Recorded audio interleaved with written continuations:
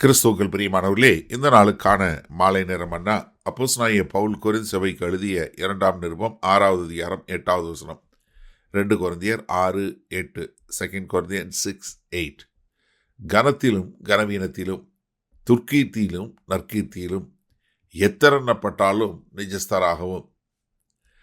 அதாவது ஒரு எதிர்மறையான காரியம் பாருங்க. ஒருத்தர் கனம் பண்ணுறதுங்கிறது நீங்கள் ஊழியம் செய்ய போகும்போது உங்களை கனம் பண்ணி உங்களை வரவேற்று நீங்கள் சொல்கிறத கேட்டு செய்கிறது உங்களை கனம் பண்ணுறது.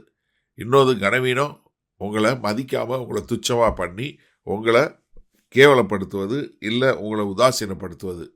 இது அப்போஸ்தலனாகிய பவுல் வாழ்க்கையில் பார்க்குறோம்.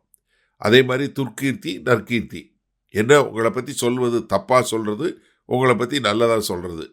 அப்புறம் உங்களை பற்றி நீங்கள் எத்தர் என்று வெளியே சொன்னாலும் ஆனால் நீங்கள் நிஜஸ்தரா, நீங்கள் ஒரு உண்மையுள்ளவராக காணப்படுவது.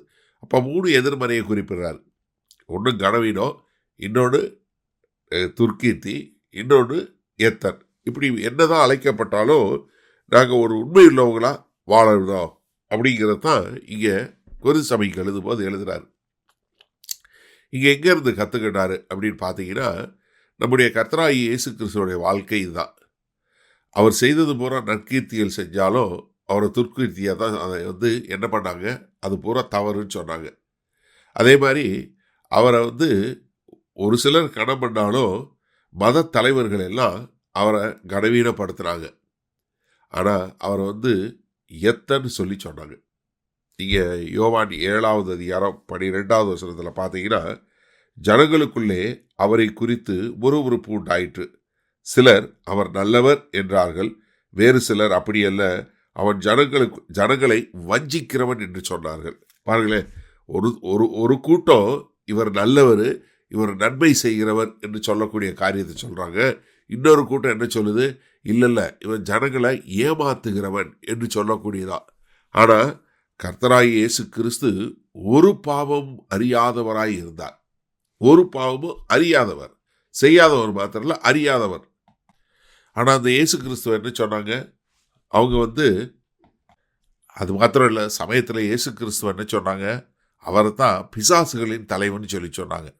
நீங்கள் யோசிச்சு பாருங்களேன், ஒரு கூட்டம் இவர் தான் நம்மை ரட்சிக்க வந்த இரட்சகர், இவர்தான் யூதர்களுக்கு ராஜா என்று சொல்லக்கூடிய ஒரு கூட்டம் அதே கிரியையை பார்க்குறாங்க, அதே போதகத்தை கேட்குறாங்க.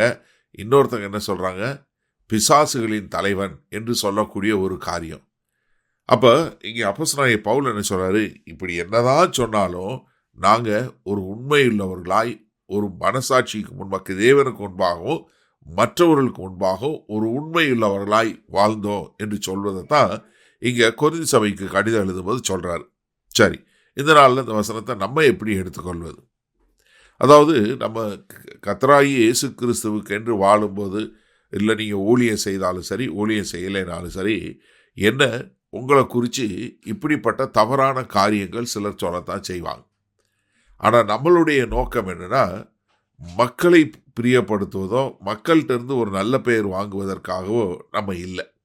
நன்றாக தெரிஞ்சுக்கொள்ளுங்க, நம்ம என்ன ஒரு உண்மையுள்ள மக்களாய் எப்பொழுதும் இருக்க வேண்டும்.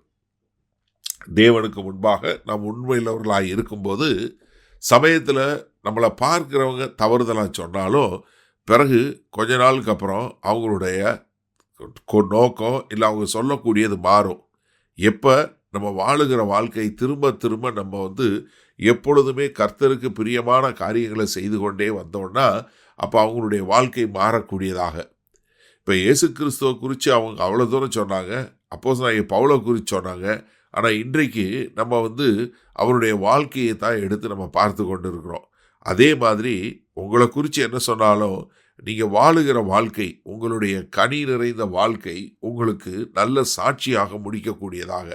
அப்போ நம்மளுடைய நோக்கம் என்னவாக இருக்கணும், கர்த்தருக்கு முன்பாக ஒரு சுத்த மனசாட்சி உள்ள ஒரு வாழ்க்கை. அப்போ நம்ம என்ன கர்த்தருக்கென்று முழுமையாக வாழக்கூடிய ஒரு வாழ்க்கை வாழ முடியும். அதைத்தான் நம்மட இங்கே அப்போஸ்தலனாகிய பவுல் மூலம் அறிந்து கொள்ள முடியும். இங்கே சொல்லும்போது இத்தனை பாடு, இத்தனை போராட்டம், இவ்வளவு காரியம் இருந்தாலும் நாங்கள் என்ன பண்ணோம், நாங்கள் எங்களை உங்களுடைய ஊழியக்காரர்கள் என்று விளங்கும் வண்ணமாக நாங்கள் கர்த்தராகிய இயேசு கிறிஸ்துவை எடுத்து காட்டுகிறவர்கள் என்று மற்றவர்கள் விளங்கும் வண்ணமாக எங்களுடைய வாழ்க்கையை வாழ்ந்து முடித்தோம் என்று இங்கே அப்போஸ்தலனாகிய பவுல் சொல்கிறாரு. அதே மாதிரி நீங்களும் நானும் நம்முடைய வாழ்க்கை எப்பொழுதும் ஒரு சுத்த மனசாட்சியுள்ள ஒரு வாழ்க்கையோடு வாழுகிறோம் என்று வாழ நம்மை ஒப்பு கொடுப்போமா? வல்லபிதாவே, இதோ அப்போஸ்தலனாகிய பவுலோட வாழ்க்கையிலிருந்து பார்க்குறோம்.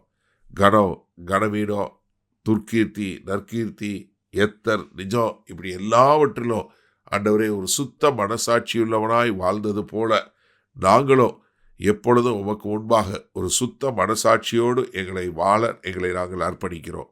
மீட்பர் இரட்சகருமாகிய இயேசு கிறிஸ்துவின் மூலம் பிதாவே, ஆமேன். கர்த்தர் உங்களை ஆசீர்வதிப்பாராக.